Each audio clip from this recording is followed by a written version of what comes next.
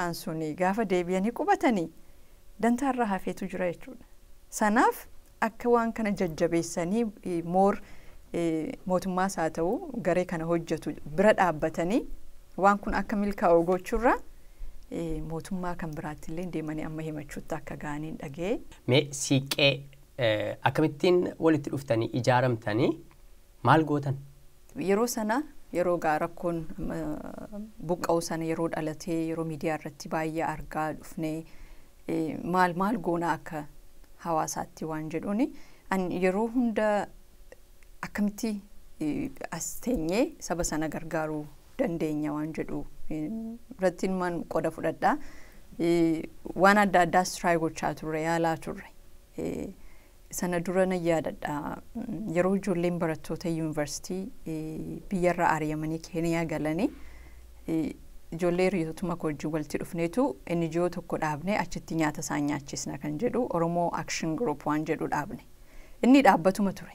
Waggaa lamaaf continuously wal geenyee ganna mana bunaatti bona bakka paarkingiitti erga seera isaa baasnee websaayitii binnee waa hunda goonee booddee osoo hojiirra ooliin hafe.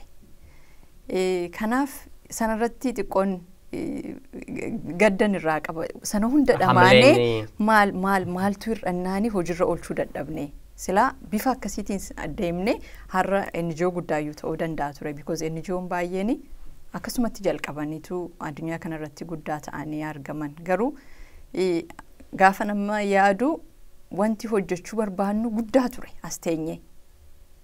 Lammata immoo resoursiin keenyas hawaasuma keenya keessaa lammata immoo namoota muuxannoo akkasii qabannu keessa hin turre. Kanaaf nu hawwiidhumaan itti deemaa turre malee akkatti hojiirra oolu sanarratti muuxannoo alaa hin qabnu iyyuu. Kanaaf gaafa kan siiqqee kana dhaabnu piroojeektii waan tokko kanarratti maal gochuu dandeenya waan jedhuun dubartootuma wal beeknutu walitti haasa'uu jalqabne.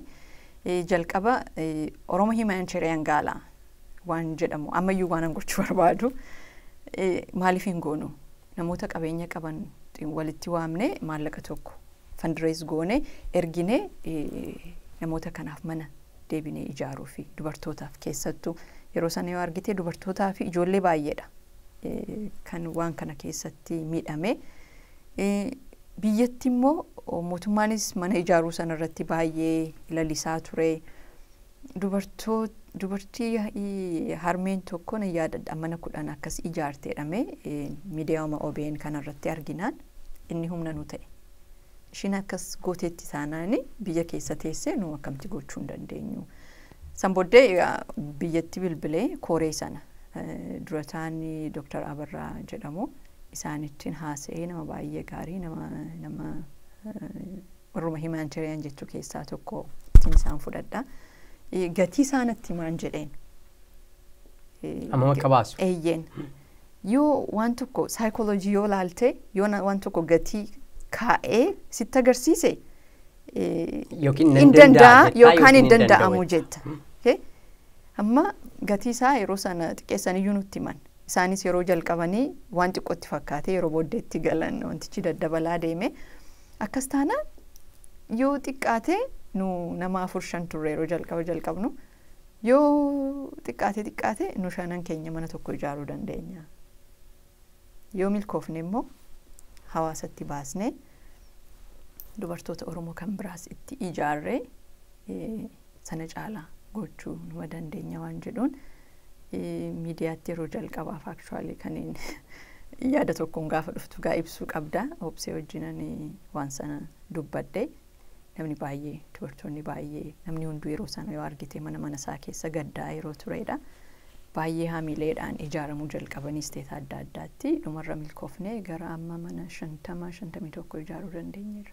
Carraa dhumti sun iyyuu immoo banamee namoota kana dhaxxanii qaamaan argitanii mayyuu baqattanii ala taa'uu keessaati dhaxxanii qaamaan argitanii namoota kanaaf ijaarumti danda'u mataamti isaa hiikoo mataa isaa qaba.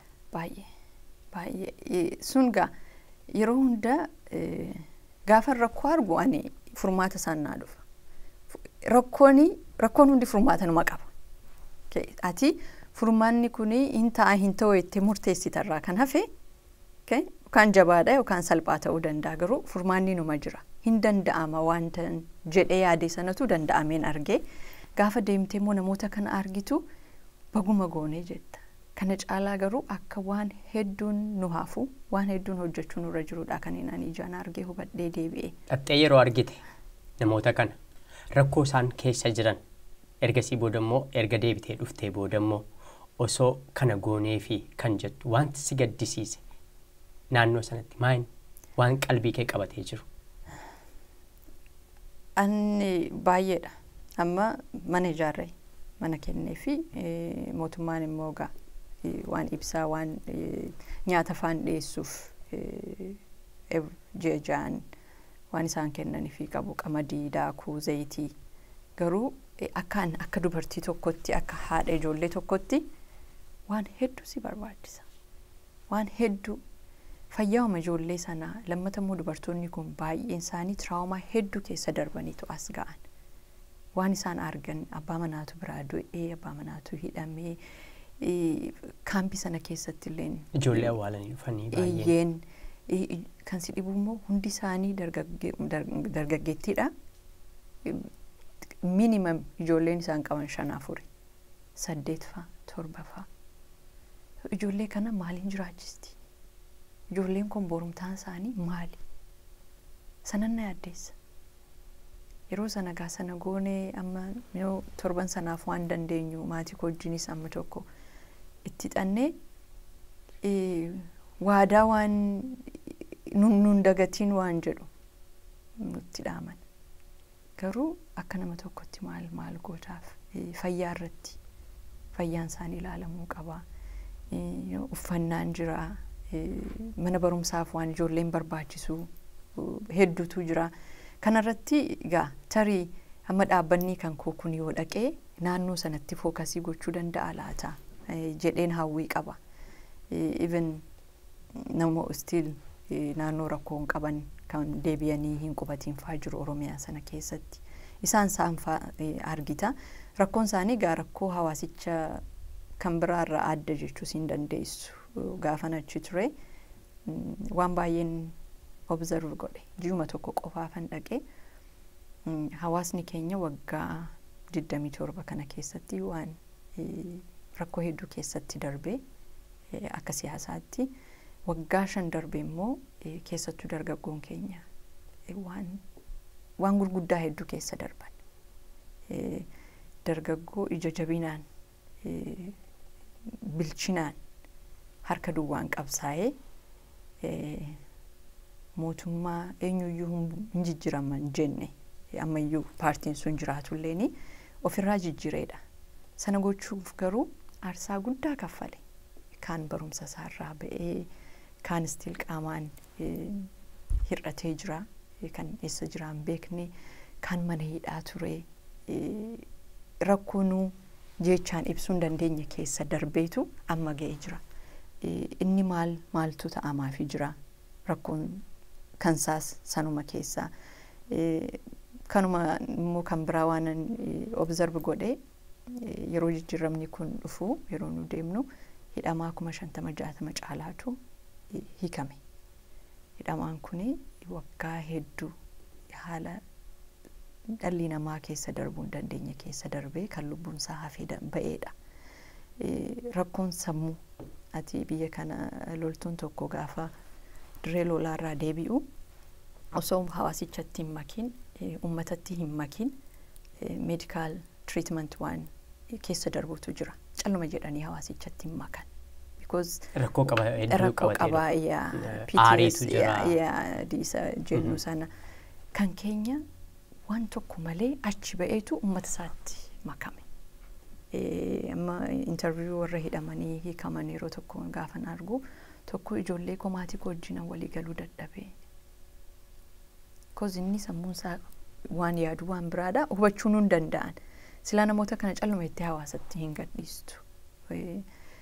Hojiin biyya sana keessa hin jiru. Qorqalbii isaanii jijjiiruu irratti hojii isaan hojjetanii kana booda ittiin sammuun isaanii nagaa argatu qopheessuu fi hawaasatti akka makaman waan isaan godhu sanarratti wanti qophaa'e hin jiru. Hiyyummaan populationiin biyya sanaa dachaa ta'eera yeroon ba'urra dargaggoon baay'ee inni kaleessa qabsaa ture suni har'ammoo taa'eedhuma eeggataa jira maaltu ta'a waan jedhu sana jechuudha. Yeroo baay'ee biyyoota guddatan keessatti namooti maqaa qaban celebrities atleetota ta'uu danda'u warra kubbaa miilaa taphatan ta'uu danda'u ispoortii adda addaa keessatti hirmaatan artiistonni ishuu tokko qabatanii ishuu sana promote gochuudhaa fi addunyaa yerootti kakaasantu jira yookiin addunyaa ta'uu baatuyyuu naannooma isaanii hawaasa isaaniitii fi akka fakkeenyaatti gadi ba'anii dirqama waa hundumaa mootummaarraa eeguun sirra hin jiraatu. Hawaasi kun poteenshaalii guddaa qaba, risoorsii hedduutu jira sababa ta'ee fi risoorsii hawaasi kun qabu gam tokkotti fiddee keeyozii ta'e tokko gargaaruudhaaf maqaa namoonni qaban yeroo baay'ee biraandiidha. Biyya keenya keessa immoo atleetota hedduutu jiru kan Oromoo addunyaa irratti biyyatti waamsisan. Mee biyya keenya keessatti warri maqaa qaban kun maqaa isaanii gurguranii maqaa isaanii sanatti dhimma ba'anii akka isaan of dammaqiinsa hin uumneef maaltu isaan qaba? Waan hedduu gaarii kaaste waan namni na argu hundumtu ani taasaa oolu tokko kun waan hedduu irratti mari'achuu qabnudha. Amma sila rakkoo dargaggoosii kaasee waan hedduu na yaaddeessu akkuma dargaggoo keenyaa si jabeessuun sun na yaaddeessutti kan biyyaa immoo sarra caalaadha. Waan hojii uumuu mootummaan amma tokko waan tattaafatu numa qabaata. Numa tattaafatas jedhee yaada. Garuu saayikooloojii ittiin dargaggoo kana hojii uumtee hodhu hojjedhu jetteetti kennituufi waliin hojjetteetti agarsiistus adda. Isuma amma namoonni maqaa isaaniitiin fayyadamanii pilaatfoormii isaanii sanaan ishuu promote gochuu sanarratti hin haasofna garuu. Al tokko qurxummii namaa laachuurraa akkatti qurxummii qaban namatti agarsiisu. Amma gaafan biyya galee waan an disappointed ta'e tokkoon sitti hima. Waan dargaggoon keenya godhanii egaa barreeffamaa ture miti the mysterious movement waan adda addaa. Dargaggoon kuni kana jennee yeroo baay'ee yeroo isaan kumannu argina garuu nu dirqama keenya ba'aneerra. Amma kan Oromootti yoon deebi'ee kaniin ani yaadu tokko jira. Dargaggoosa Oromoo kana disipiliindiidha jedheen afaan guuteen dubbadha. Qabsoo isaatiin nutti agarsiiseera waggaa 5 kana keessatti bifa eenyuun iyyuu hoogganan qabaanneen ijaarameetu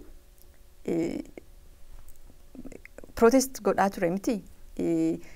Ofii of aarsaa gochaa ture. Isuma sana yuuzii gootee immoo har'a akka of ijaaruuf gochuu dandeessa. It's a psychology. Sammuma isaatti fayyadamte. Amma hojiin tokko uumamutti silaa konyaa hundatti magaalota Oromiyaa hundumaatti waan dargaggoota qooda fudhachiisu silaa jiraate. Fakkeenyaaf youth center.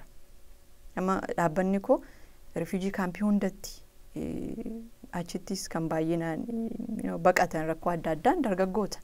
Dargaggoon kun achi gaanis waan hojjetan waan hin qabaannee fi rakkoo kan uumanis isaani. So sanarra hambisuudhaa fi youth center ijaaruuf.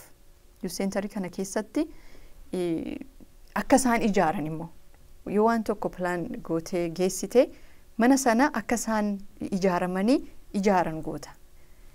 Si wajjin ijaaru jechuudha. Amma TV tokko yoo argiteetta ta'e yoo community keessatti namni mana sana keessa shown jaalladhu keessatti baay'ee bareeda. Sa community walitti dhufeetu torban 2-3 keessatti ijaaree si kenna isa ji'a yookaan waggaa fudhatu. Isa akkasii barsiista.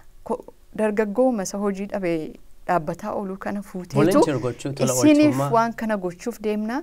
Manni kun yoo dhume kan keessatti dandeettii keessan adda addaa wal jijjiirtan hojii adda addaa walii uumtan kanaafi kottaa yoo jetteeni inuma ijaaru at least koostii isa labor cost jennu sana kan humna namaa sana mana qabaachuu kee yaaddeetu isa tokko irratti mana ijaarta kanuma saati jechuudha. Youth centeriin sun ofii ijaarrata achi keessatti hojii cafe shop like mana cafe faa activity adda addaa kan immoo trainingii adda addaa uumtee akka inni maintain godhu kun amma sammuu isaatti hojjette jechuudha. kaleessa sabboonummaan isa karaatti isa baasee akka of aarsaasa godhu dandeessan ammoo har'a deebistee isa hundee isaa lafa qabachiista. Qabachiisuu dandeessa. Sanuma itti fayyadamuun hin danda'ama. Salphaadhaan jedha ijoollee dargaggoota Oromoo biyya keessa jiran ijaaramanii bu'aa qabeessa akka ta'anii fi isaanumaan lammata gaafa waa hojjetan waan dafqite keessa jiru yeroo hunda kabajaa qabaata. Waan dafqitee argattee maallaqa tokko calma jettee baastee hin harcaastu. Yoo isaanis keessatti of arganii keessatti waan ijaaran tokko kan kooteedhanii fudhatu booriin kunuunsifatu. Mootummaan kunis nuuf yaadeera eeda kana nuu kenne waan kan kee karaatti dhiistee hin deemtu. Silaa kanaan waan transitionii keessa jiruudha miti amma biyya keenya keessa kanaan silaa dargaggoo kana qoda fudhachiisaa deemnee healingii illeen uumaa deemna waan jedhuun yaada. Amma yeroo waan youth centerii kana haasoftu laftiin jiru siin jedhu. Tarii magaalaa Finfinnee keessa laftiin jiru ta'a. Baadiyyaa mana argetti garuu magaalonni hundumtuu lafa jiru bulchiinsi silaa kana hojii isaa godhatee kaayyoon guddaan iyyuu magaalaa sana keessa dargaggoota jiranii fi bakka itti oolan uumuu. Saakarfiild isteediyoomii ijaaruu hin qabdu. Saakarfiildiima teentii bakka lama keessee kan keeti kottu bakka kana ooli yoo jette namni biyya sanaa immoo kubbaa miilaa kan jaallata miti. Iddoo biraa deemee bakka hin taanetti isa oolurra araada hin taane keessa kufuurra bakka sana dhaqeetu taphachaa oola. Namoonni biyya adda addaarraa Prime Ministeriin fudhatee deebi'aa jira. Warra hidhaas turanii rakkatanis biyya Arabarraas biyya adda addaarraas hojiin isaanii qophaa'aa jira hin jiru. Kan dargaggoosisuma haasa'aa jirru kana. Jalqaburraa dargaggoota kana yeroo baay'ee kan siyaasas haa ta'u rakkina dinagdees haa ta'u rakkootu biyyaa isaan baase.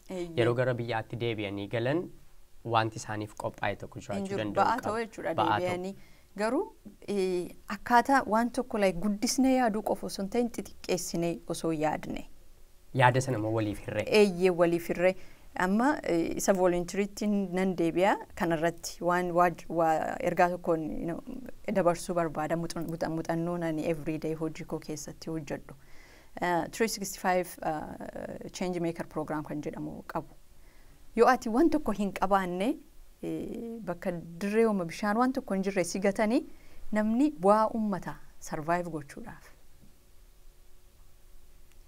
So doolaara 500 guyyaa tokkotti maal gochuu dandeenya? Bajata guddaa hin qabnu garuu rakkoo kee kana furuudhaaf doolaara 500 yoon sii kennee har'a yoo waan tokko hin qabaanne inuma waa uummata survive gochuudhaaf. Namni hundinuu volunteer gochuu danda'a.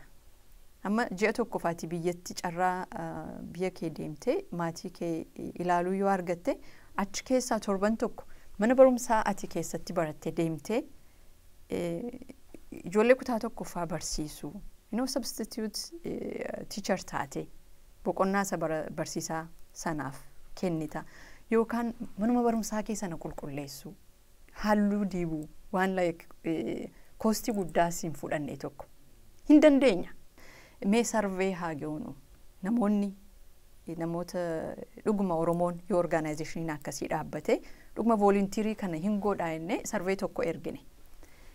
Baay'ee si dhiba. Namni hundi gochuu barbaada. Irri caalaan sarvee sanarraa deetaa sanarraa kan barre kan gatii hundumaayyuu danda'e tiraanspoortii isaa baasii isaa danda'e biyya isaaf dhaqee volunteer gochuu barbaadutu irra caalaa ture. Amma daataa sana qabannee ta'aa jirra. Hundi keenya jireenya qabna maatii qabna. Haalatti akkamitti akka hojiirra oolchinu irratti mari'achaa jirra.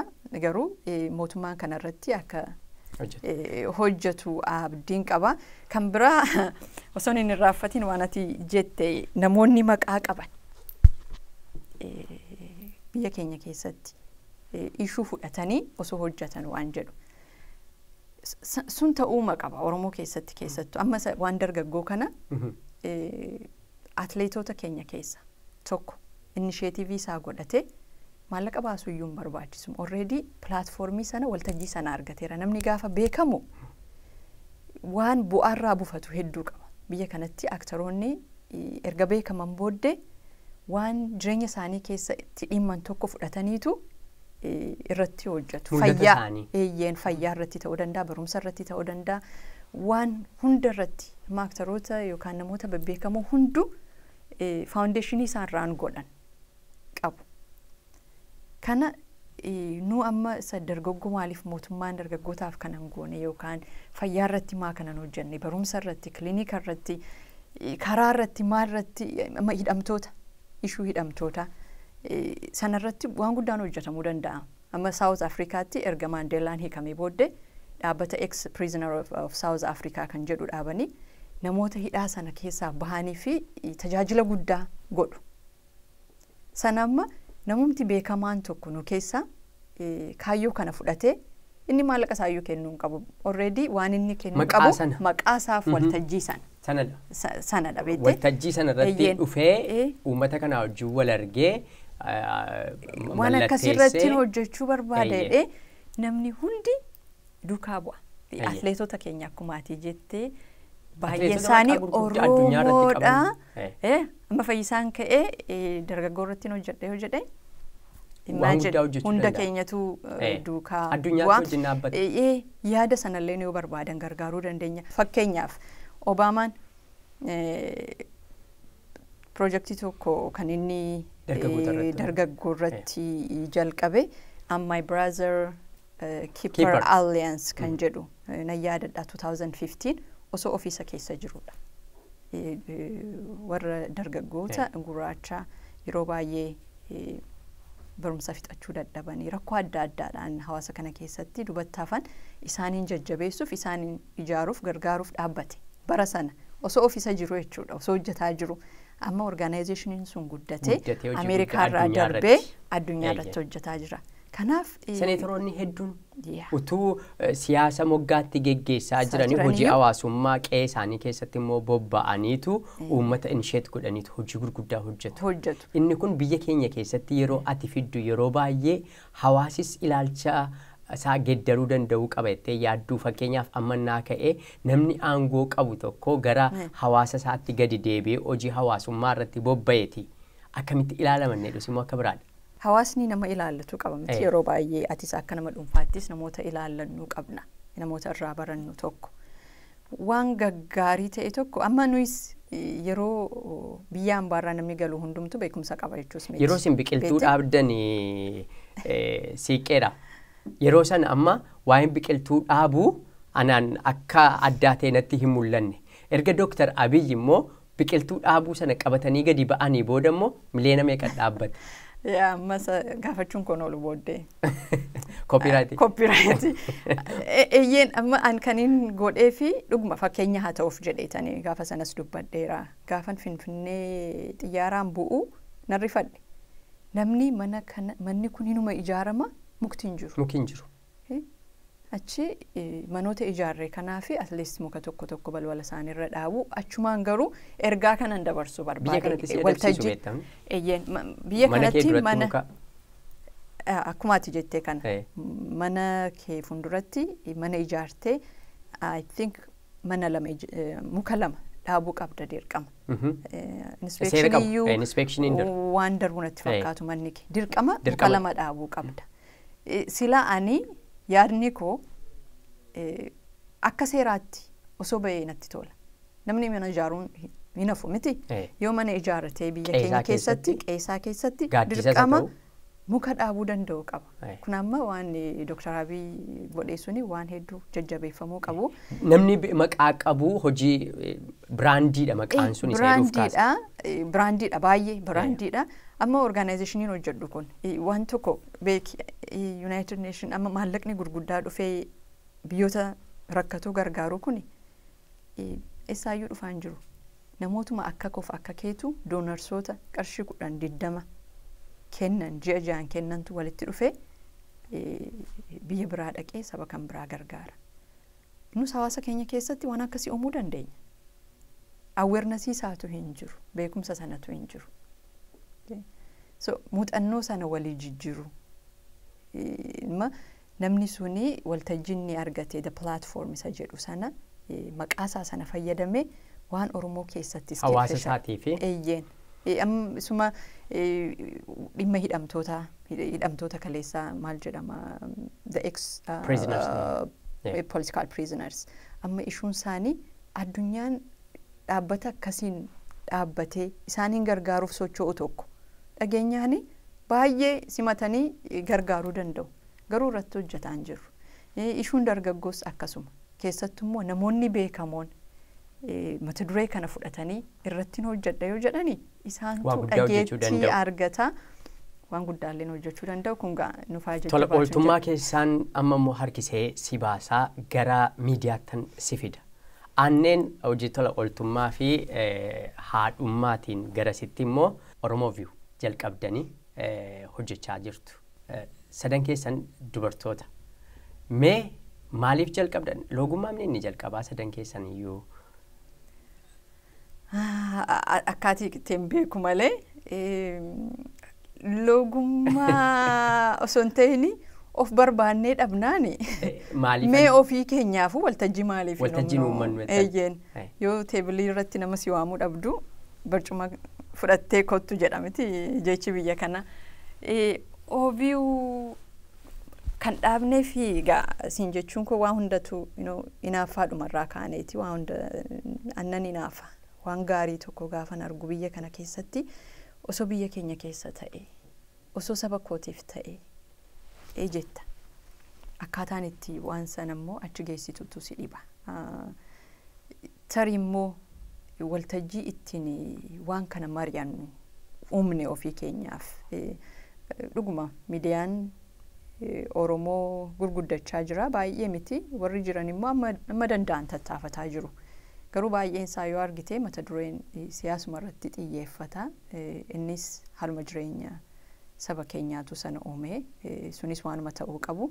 Garuu sana ala immoo waan hedduu dagataa dhufne waan hedduu day to day biyya ambaa kanattis biyyattis waan irratti haasa'uu qabnu waan jireenya keenya miidhu akka haadhaatti akka dubartiitti akka dargaggootti akka hawaasaatti waan hin haasa'amne haasa'amuun immoo qabu. Sanaaf immoo waltajjiin tokko jiraachuu qaba. Lammata shoon akkasii hin jiru. Hundumtu shoo akkasii qaba. Tarii biyya sana keessatti iyyuu shoon akkasii qabu. Shoon akkasii sun immoo muuxannoo walii jijjiiruudha. Biyya kana keessatti yoo argite kennaan inni guddaan muuxannoo kee namaa hiruudha. Akka waan hunda jalqabnee hin danda'ama isa jedhu sana hawaasa keenya keessa kaa'u sammuu bulchiinsi gabrummaan keessa dhufne sunis waan baay'ee nu godheera miti sana keessaa ba'uu qabna. Irra caalaan immoo dubartoota irratti ijoollee durbaa irratti hojjechuu ijoollee dargaggoo irratti hojjechuu waliin hojjannee itti agarsiisu. Amma ani youth center gaafan si jedhu wajjin hojjannu gaafan si jedhu hojjanneetu gadi buutee wajjin hojjetteetu achi booddee kan kooti jedhee fudhatee borimmoo isa kaaniif iyyuu abdii ta'a. Garuu waan tokko waan itti kennite yoo deemte hin beeku amma mucaa kootiin $100 itti kennee waan tokko itti uumi yoon jedhe inni kan beeku gabaa deemee waa bitachuu qofa ta'a malee $100 suni bor bu'aa 200 akka ittiin ta'u hin beeku yoon garuu wajjin taa'ee itti agarsiisee obsa qabaadhee yeroo wanti sun $1 buufattu 2 buufattu hin arga yoo ta'e dhamashee baraa deema hojii sanas baraa deema jechuudha. So sana dhabee the third world isa jedhu kanaaf kan dubartootaa immoo mentor irratti hojjechuu qabna akka argite overview part of that asteenyee biyya sana keessa hin jirru fagoodhaalleen yoo jiraanne dubartoota biyya jiran mentorii gochuu. Yeroo biyya turte gaazexeessituu turte. Gaazexeessituun ture inni bara sana. Muuxannoon sun jira jechuudha asitti. Muuxannoon sun jira baay'een waa barreessuus numa yaala nan dubbisaa ogummaa sana baay'een jaalladha garuu yeroo biyya kana dhuftu immoo ogummaa jaallattu sanaan itti bobba'uudhaa fi xiqqoo si rakkisa. Haalli aadaansaa afaansaa waan baay'ee keessattuu gaazexeessaa afaan biyya kanaan ta'uufi kanaafin waan biraa barachuutti dirqamee waan yeroo baay'ee waan hojiitti argattutti hojjettutti bobbaata miti Garuu muuxannoon isaa fi jaalalli isaa inuma jira. Amma garuu wanta ni gochaa jiru inni kaan argee anis nan danda'a jedhee warri keessattuu fedhiif jaalala akkasii qaban gara kanatti itti dhufanii inni isa caalaa garuma tololtummaa sanattiin nan barreessa jettee waan na yaadachiiste. Thinking about home, a physical place or a state of mind kan jedhu. Dubbiseera Oprah irratti. Tole. Mana biyya kana keessatti yeroo mana ibsitu home and house hiikoo adda addaa lama qaba. Achirratti akkaataa itti ibsuu yaalte sun tureera barreeffamni kun akkaataa itti I think maatii yaaduurraa biyya yaaduurraa maatii wajjin yoo jiraatte iyyuu maatii isaa haadhaaf abbaa si bira jiran caalaa ijoollee kee caalaa biyya kee yaaduurraa madditeetu barreessite waan sana. Maalirraa kaatee barreessite maaltu si keessa ture yeroo sana? Literature classii tokkoon fudhachaa ture. Achi keessatti dibeetii baay'ee ture. What's home? Maayinni kan ati biloongitti taatu kan kun mana kooti wanti si jeechisiisu maali waan jedhu classii keessa dibeetii guddaatu ture. Na yaadadha barattuun tokko warra Mwang biyyan qaban isaan baay'ee jedhama. Stateless refugee campii gaara tokko keessatti dhalatte. So gaara sanaani refugee campii sanatu mana kootiitti sana beekti. Yeroo amma biyya kanas baay'ee jiraatteetti. Anaaf manni maali isa jedhu yaaduttan ka'e. Lammata immoo yoo argite baay'een keenya yeroo hundumaa as jirraa qaamaan malee wanti haasofnu yoo charchii deemte charchii Oromoodha, maskidni maskida Oromooti, komitiin kanuma kee qabda. Kanuma kee like isa achi dhabdee sana asitti create gochuudhaaf tattaafatta. Because waan miisii goote tokkotu jira. Kun mana sana miti jechuudha.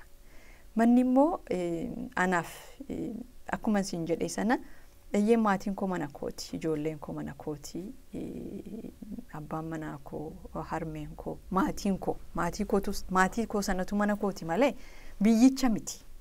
Biyyichi ijoollee koof mana. Asitti dhalatan. Asitti dhalatanii aadaa isaa beeku, ollaa isaanii beeku, yoo haala ba'anii ijoollee wajjin waan haasa'an. Akkatti waliigalan beeku. Waliigalan qabu. An garuu amma hundumti keenya iyyuu iddoo hojjennu yeroo baay'ee numa qofa nama biyya keenya irraa dhufe yookaan immoo Afrikaa irraa iyyuu dhufe. Hojii irratti waan haasoftu numa qabaatta. Hojiidhaa haala gaafa associate gootu waan baay'ee sitti irratutu jira. Haasaan kee deemee bakka itti dhaabbatuu qaba. Sababni isaa aadaa kana keessatti hin guddanne waan ati hin beekne baay'eetu jira. Waan alagaasii godhu. Okay? Waan isaan si kofalchiisu, waan isaan kofalchiisu siinsi kofalchiisu. TV isaan laalaa guddatan yookaan shoo laalaa guddatan keessa siif gatii qabu hin beektu iyyuu taayitilii isaa iyyuu hin beektu. Kanaafi odii taata yeroo baay'ee. Gaafa biyya kee galtu garuu beekta. Okay? Namni si beeka. Amma asitti anaanneedha. Gaafa biyya galu garuu intala abaluuti. Isa sanadha kan baay'ee irratti fuulleeffadhe intala abaluu. Mee naa ibsi intala abaluu. Intala abaluu nama hunda si beeka jechuudha. Biyya keeti. Even ollaa san nama amma gaafan deeme nama baay'eeyyuu hin beekne. Garuu biyya kooti. Ijoolleen kooyyuu akkas naan jedhan. Namni hundinuu fakkaataa kanaaf wanti garaagarummaan nutti hin dhaga'amne. Amma fakkeenyaaf buukii Obaamaa tokko soo fudhattee Dream from my father kan jedhu sana yeroo inni deebi'ee biyya Keeniyaa dhaqee yeroo jalqabaatii fi maal jedha seete yeroo bakka xiyyaaraa bu'ee obboleettiin saaleetii taate nama kan biraatu isaa arge ati mucaa Obaamaati jedhaniin. Ayyee Obaamaa sanaan jedhanii. Amma tokkoffaa jedhe for the first time maqaa koo spelling godhu jedhe. Okay? Nama maqaa abbaa kootiin na waamu. Ani ilma abaluuti edaa. I felt This is home. I felt home. Biyya hin beekne yeroo jalqabaaf achi dhaqe. Inni iyyuu kanaaf I think it's sammuudha. Amma rakkoo mashee hundumaa amma gaafan biyya deeme baay'een gammade. Waan sittiin tolle baay'eetu jira keessattuu as jiraattee gaafa biyyatti deebitu.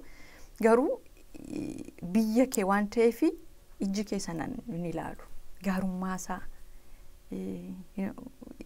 waan fedhe haa ta'u biyya keeti. You belong there. You are part of the society. Isaanumati. Isaanirraa adda hin qabdu. Amma kanarratti waa dhiyoo kana haasaa turre namni biyya guddatteef biyya xiqqaatte biyya hiyyeessaa fi waan jedhu irratti hiyyeessa isa biyya jiruu fi daa'ima isa hiyyeessaa jechuudha inni asii garaagarummaan isaan gidduu jiru only opportunity.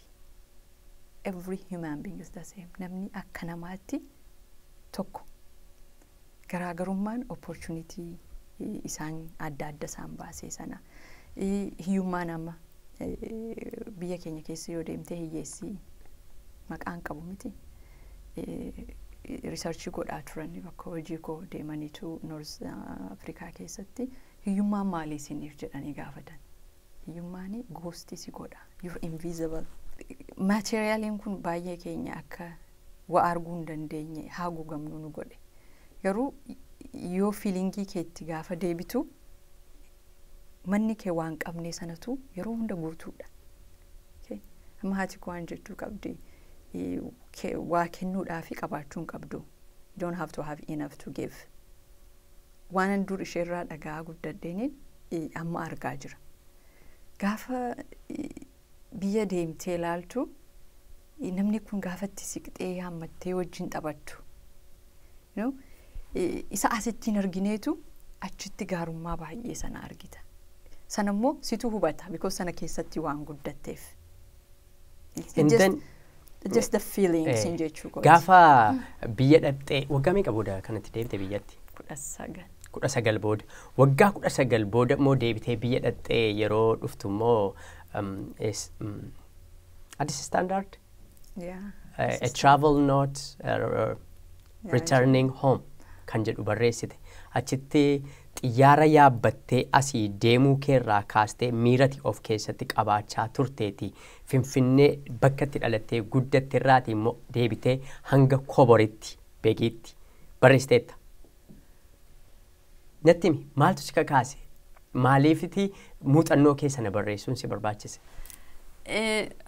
Anga everyday amma biyya kana keessatti wanta argitu wanta nani inaafaas hin jedhame atis inaafama oola. Inaafaa qabne. Silaa kun ta'ee barreessaan oola. Sammuu koo barreessaama oola.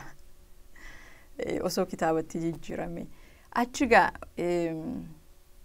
argee dhufee tokkoffaa yoo argite kan koos himaa achuma keessa garuu waanan argee jireenya sana haquma jiru. Inni kaanis inni deemes baay'een namoonni gaa dubbisan kan baay'een isaanii waanuma kan keessa koo ture. Ergan naqee deebi'ee booda hubadheen jalqaba dubbisee garuu ergan naqee deebi'ee boodan barreeffamicha hubadhe. Anaaf naa barreessite naan jedhee nama baay'eetu jira. Wantan argee isuma dhugaa sanan kaa'e baay'isdii osoo hin ta'in jechuudha. Waan tokko interestii yoo hin qabaanne ala dhaabbattu hin argita clearly. Gaarummaa jiruusi waan si addeessus ama waan dargaggoo waan adda addaa even yoo argiteetta ta'e fardoota faa warra gaariitti fi yuuz godhanii erga madaan fooddee karaatti faa gatamanii argita. Ijoolleen koo baay'ee isaan wanni godhaa ture. Gaafan waggaa 20 booddee gaafa deebitu waan baay'ee nan beeka jechuu hin dandeessu. Ijoolleen gaafa sana dhalatteetu har'a guddatte kaan abbaayyuu kan ta'uu danda'utu jira. Kanaaf kan of eeguu qabnu yeroo asirraa deebinee biyya deemnu ijoollee koyyuu expectation isaanii baay'ee gadi godheen deeme. Akka waan guddaa kana eeyyeen waan gaggaarii qofatti mee deemanii waan sana dhabanii lammata biyyaadha qofa abbaa koon deemu akka jedhan hin barbaadu. Akka hawwiin koo ijoolleen koo guddattee borii biyya haati qofa abbaan koo dhufan sana deebi'ee waa gochuun qaba akka jedhan hin barbaada. Kanaaf gaafan anis deemu akka wanti baay'een jijjiirame. Waggaa 20 yaadi Diddama booddee waan baay'ee jijjiirameera. Nu hin beeknu amma rakkoon diiyaasporaa natti fakkaata. Akka yeroo baanee sanatti yaadna. Yeroo haalli jiru adda. Bakka sana miti. Beektee waan nuyyuu irraa barannu hedduutu jira. Isan arge. Dargaggoon keenya very barateera. Advance beeki. Karaa uummata xiqqoo ishee namatti agarsiisuu irraa barbaade yoo ta'e si caala waa hubata. Kanaati tarii ibsuufii qabdu haaluma biyya ambaa kana amma xiqqoo kan ani shaakna godhee tokko m4v western ilaalu. Dargaggoo Finfinnee keessa ilaale. TV m4v sanarraa Ameerikaan akkasitti fakkaatteetu aadaa isaanii bareedaa sana dhiisanii akkaataa uffatan ittaa isaanitti jiraatanii kuneessaa dhufee si jechisiisa. Sababni isaa atiif aniif akka beeknutti uummanni kun uummata konservatiiviidha. Uummata baay'ee hojjetu workaholic isa jedhani ijoollee isaa sirnaan guddisu ijoollee aktiviitii meeqa keessa gashee ganama hojii gala hojiirraa yeroo ba'u asii fuudhee figichuma. Net fiilmii irratti agarsiitu garuu the reverse. The reverse. Dhugaa isa nu everyday arginu kana miti. Silaa kana agarsiise silaa kanarraa barate addunyaan hojii addunyaan waan gaggaarii barata. Dargaggoon keenya sunis ani waan rifachiisus baay'een arge. Garuu baadiyyaa kee yeroo deemtu immoo ijoolleen kooyyuu maayinni kun bakka itti naan jedhantu ture. Mee aadaa nyaata jireenya afaan dabalatee ijoollee keetii kanatti fuutee deemte mudannoon kee maayini? Ijoolleen koo biddeena nyaatu. Akkamitti hubatan biyya? Ijoolleen koo biddeena nyaatu, shiroo nyaatu, marqaa nyaatu asitti. Kanaaf waan tokko rakkoon isaan itti hin taane namoota baay'ee amma namni nu affeeree gaafa deemnu ijoollee Ameerikaa irraa dhuftee jedhanii waan addaa qopheessanii eegu. Ijoolleen koo sana arguyyuu hin barbaaddu. Waxii diimaa fi firfiriif marqaaf shiroo biddeena afaan nyaatu kanaaf ijoolleen koo mataayyuu hin dhukkubneen. Kan biraa asitti maatii gidduutti waan guddataniif natti fakkaata hawaasicha gidduutti achi deemanii waan tokko hin rakkisne. Waan tokko hin rakkisne. Anis asitti mega expectation isaanii lower godhe waan hin deemee fi more dhumarra gaafa guyyaa dhumaa deebinu ijoolleen koo hin bu'an. Faamilii achi adda ba'uu dadhabanii nan gammade. Gaafani they already felt home. Eeyyaan gaafani bakka siqee mana ijaaree sana dhumarra gashinee ba'uuf deemnu. Maallaqa xiqqoo qabna kubbaa binnu fi naan jedhan isaan gaasaa karee taphatu asitti waan itti taphatan hin jiru. Anaafi accomplished sanan barbaade. Akka isaan sana beekan barbaade. Sana beekanii jireenya addunyaa kun akka isaan waa hunda gaarii argan kana qofa akka hin taane lammata immoo argan qofa osoo hin ta'in gargaarus nan danda'a waan jedhu sana akka sammuu isaanii keessatti uumamu. Achi maallaqa qofa mitiin jedheen isin as dhaabbattanii isaan wajjin taphachuun kuniyyuu isaaniif simboolii guddaadha. Amma namni yeroo baay'ee yoo argite maallaqa kee waan barbaadu sitti fakkaata. Garuu an abdiirraa abdiin barbaada. Siin barbaada.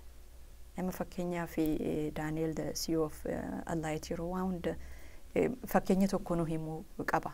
Yeroo tokko rakkoon guddaa dhalatee Indiyaa keessatti jedhanii Mother Teresa bira dhaqee bakka gargaarsa koo barbaaddu jira jedhee ishee gaafata. Mother Teresaanii iddoo akkasii dhaqii achi volunteerii baay'ee barbaanna jettee isa ergiti. Bakka sana gaafan dhaqu jedhee volunteeriin guutee bakka dhaabbatan hin jiru. So naanii tokkotti siqeetanii Mother Teresaan asitti na ergite garuu gaafa laalu nama baay'ee qabdu waan na barbaadan hin fakkaatu jedhaan. Lakki nama hin qabnu deemiti namicha sanatti haasa'ee naan jettee tokko sireerra ciisaa jira. Ana afaan hinduun beeku maal jedheen itti haasa'ennaan deemitti haasa'ee afaan keen barbaadu naan jette. Deemee bira taa'ee gaafumaan bira taa'u harka isaa naa kenne. Harka isaa gaafan qaqqabadhu namichi kolfuu jalqabe. Fulli isaa ifuu jalqabe. Inni gaddee ciisaa ture. So amma waan inni realize godhe wanni kee miti namni inni kaanii waan dudubatti dhufuudha. Eeyyee waan jiraachuudhaaf si barbaachisu jira. Jalqaba garuu siin barbaada. Yoo ati harka bal'aatiin na simatte jechuudha. Amma maqaa refugee irra Allight isa jedhutti sababatti jijjiirrannee qabna. American Refugee Committee gaafa jedhamu rifiijuun suni itaabuudha. Baqattummaa sitti dhaga'ama. Sitti dhaga'ama si galee anamma abdii gaafan jedhee si waamuu fi maqaa biraatiyyoon si waame amma namummaa kee sirraa naaqee jechuudha.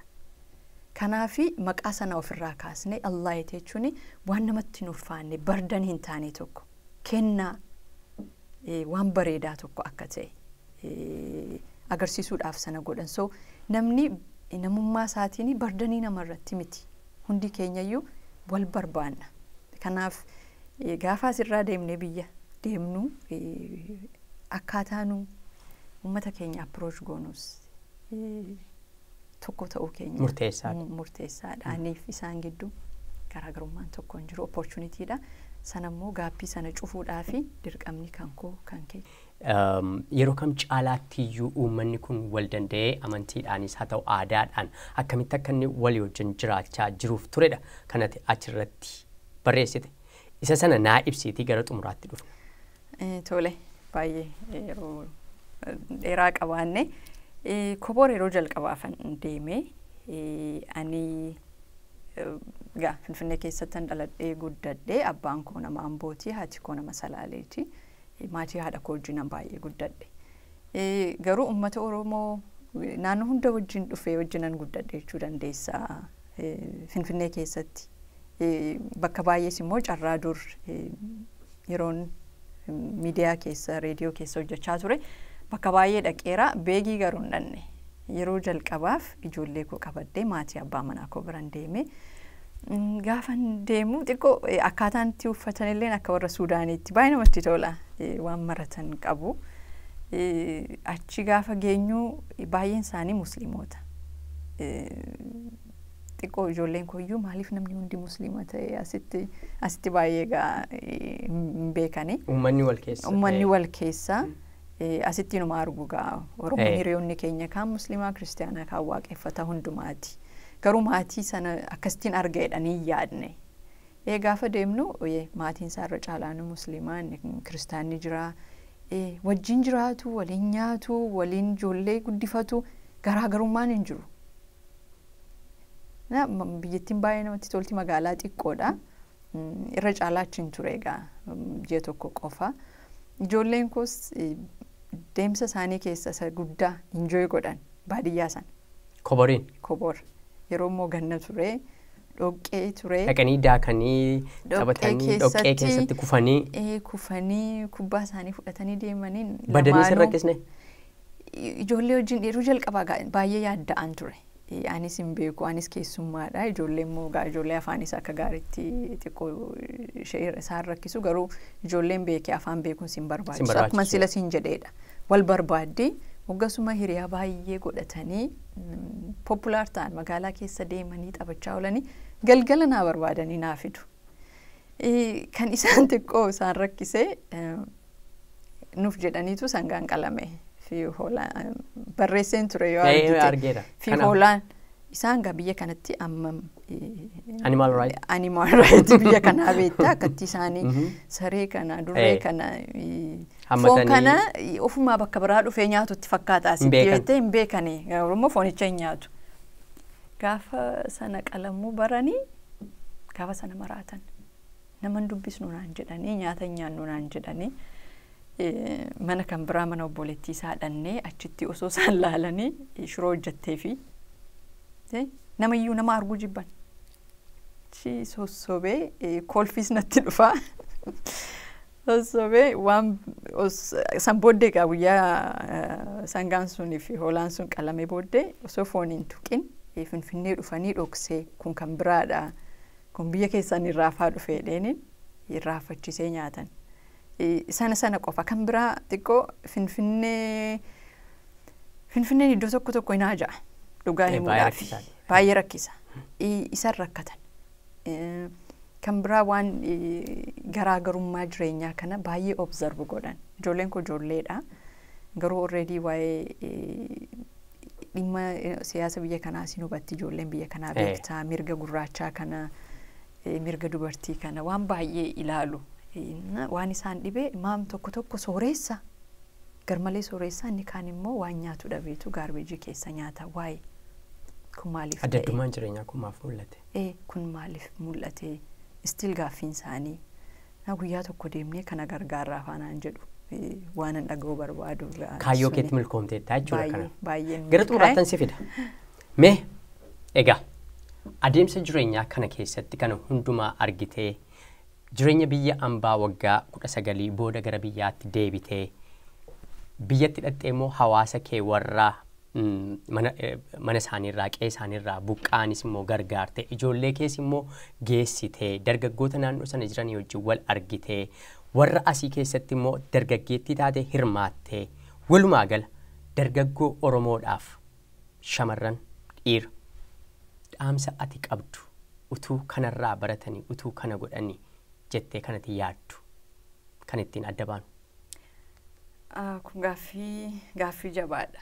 Beeki yeroo waan tokko gaafa gootu salphaadha. Garuu akkaataatti gochaa turte sana akkamitti gooteedhe gaafa namni si gaafatu deebisaa dhabdaaf. Ani hawwii koon sitti hima. Amma hawaasni keenya rakkoo baay'ee keessa darbaa jirra. Wal gargaaruun nurra jira. Wal gargaaruu gaafa jettu immoo abbaa gargaartuu sana sirratti dippeend ta'ee akka jiraatu miti. Akka of danda'udha. Nama kufee gaafa lafa sakaastu dhaabbatee akka deemuufi malee yeroo hunda akka sirratti dippeend gochuun sirra hin jiru. Sana hubachuu danda'uu qabna akka hawaasaatti. Lammata hin danda'ama jechuu. Yeroo hunda waanan argee keessaa hin sodaannaa riskii fudhachuu. Hundi keenya iyyuu. Riskii fudhachuu qabda waan tokkodhaaf. Siyaasni keenya baay'ee karaa dheeraa dhufeetu har'a gaheera. Kaleessa irraa bakka fooyyee jira. Bor bakka barbaannu sana ga'uuf immoo dargaggoota har'aa irratti hojjechuu qabna. Dargaggoota kana irratti hojjechuu qabna gaafa hin jedhu ati muuxannoo keetiin inni qabeenya qabu qabeenya isaatiin gadi buunee isa fakkaannee gubbaadhaan taasifnu osoo hin ta'in isa wajjin jireenya isaa jiraachaa afaansaa waan inni beeku itti haasa'aa isa jajjabeessuu karaatti agarsiisuu nurra jira. Biyya ambaa kanattis akkasuma wal gargaaruun nurra jira. Muuxannoo keenya sodaa malee sheerii walii gochuu. Warra biyya jiran immoo mentorshippii baruu. Mentorii gochuun baay'ee biyya kanatti isa si gargaara. Volunteerii baruu. Amma rakkoon biyya keenyaa dinagdeedha. Waan tokko gaafa mootummaa gaafatu waan ani itti godhu bajata sana hin qabu si jedhamiti. Maallaqa malee maallaqa ala waan walii goonu hedduutu jira.